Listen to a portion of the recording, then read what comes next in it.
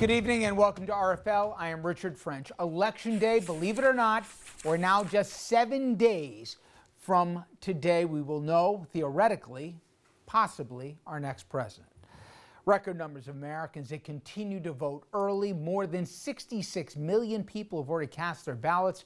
Already, nearly 20 million more than voted before Election Day 4 years ago. And so far, in the 19 states to provide a breakdown, the ballots coming in favor Democrats by a nearly 2-to-1 margin.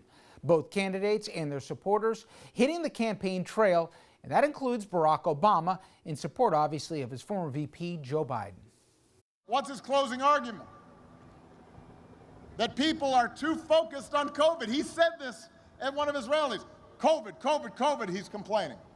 He's jealous of COVID's media coverage. If we were focused on COVID now, the White House wouldn't be having its second outbreak in a month. The White House. There are consequences to his actions. If he was just on Jerry Springer or something, you'd say, well, but this is the most powerful office on earth. I mean, we've gotten so numb to what is bizarre behavior. We have a president right now who lies multiple times a day. And this is not my claim. Even Fox News sometimes says, well, what he says isn't really true. He didn't mean it.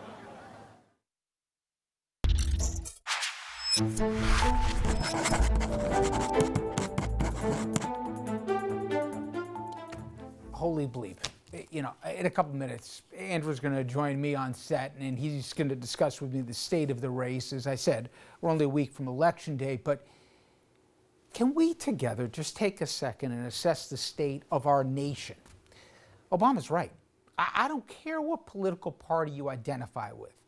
I want to share with you headlines from the last 24 to 48 hours that somehow count as typical in Trumplandia. And by the way, we all live there. Let's start off with COVID. Now, as cases and hospitalizations explode across America, 2/3 of all Americans, I want to repeat that, 2/3 of all Americans believe that our government is making the pandemic worse, not better. And by that, they mean the president. That president continues to mock wearing masks. He calls his own scientists and doctors idiots, and I quote, and he is a repeated source of super spreader events. I know we're all used to it, but I want you to get your arms around that. 2 in 3 Americans say, my president's a real problem. Forget about making things better. He's making things worse, and he's the source of super spreader events. As hospitals are beginning to be overrun again, and we'll have details this hour with COVID hospitalizations, Trump's chief of staff, Mark Meadows, he has decided, as we're about to get into the worst phase of COVID, to wave the white flag. First, it was large groups. Now it's small groups. It's now coming from all sorts of places. Well, it's that's coming from exactly, all sorts of places that's because exactly the pandemic's point. out of control. So here's what we have to do.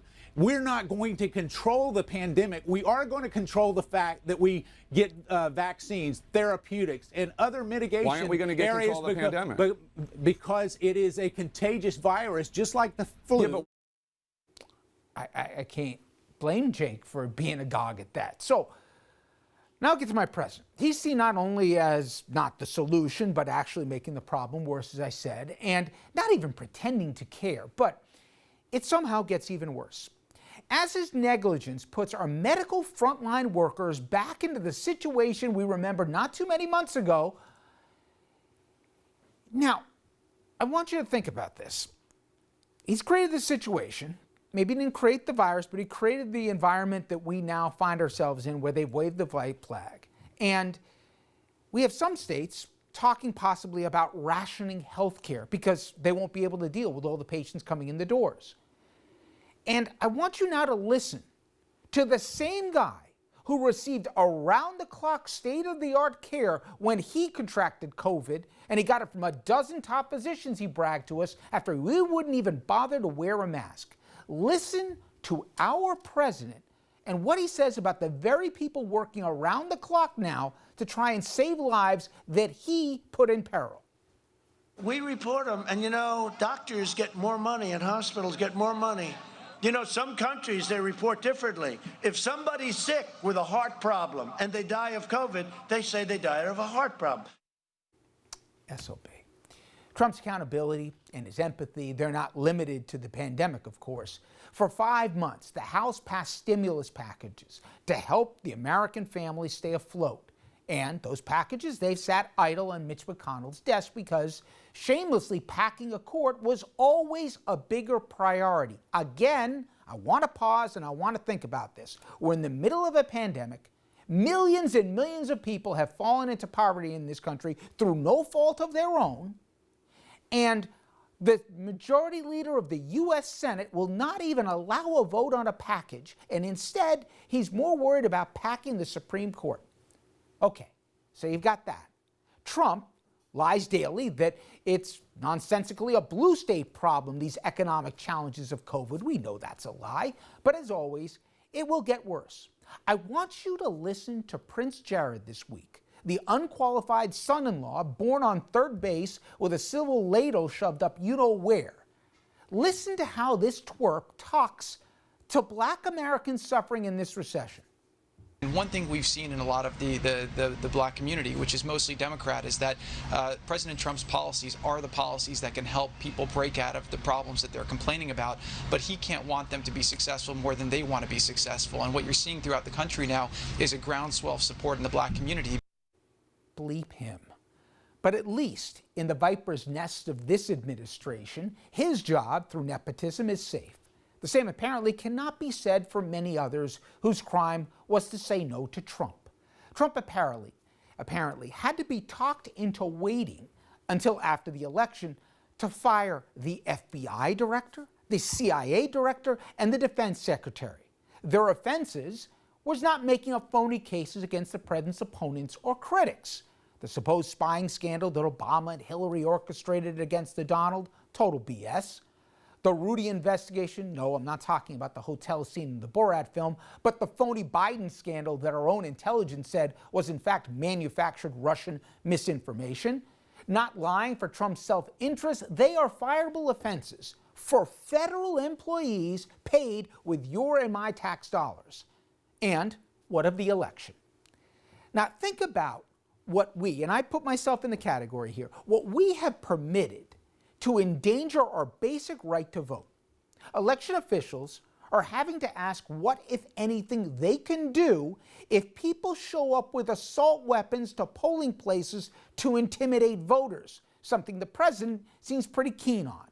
Carl Bernstein's reporting, remember him from Watergate? Well, he's reporting that as many as 10 Republican senators are weighing what to do if, or I would say when, Trump will not accept the results of the election and peacefully leave. And now we have this reconstituted Supreme Court this week putting their finger on the scales for Trump, overruling a Wisconsin state court that logically said, as long as your absentee ballot is received before next Tuesday, it will be counted. No, if you were to understand Justice Kavanaugh's tortured logic, and I'll read his exact rationale next segment, if the underfunded post office doesn't deliver that legal ballot in time, or overwhelmed election workers don't tabulate them by election night, they shouldn't count.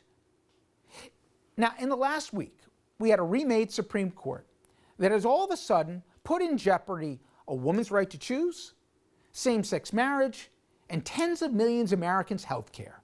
Again, more than 2/3 of Americans, that's all of us, not just Democrats, that's everybody in the blue and red states.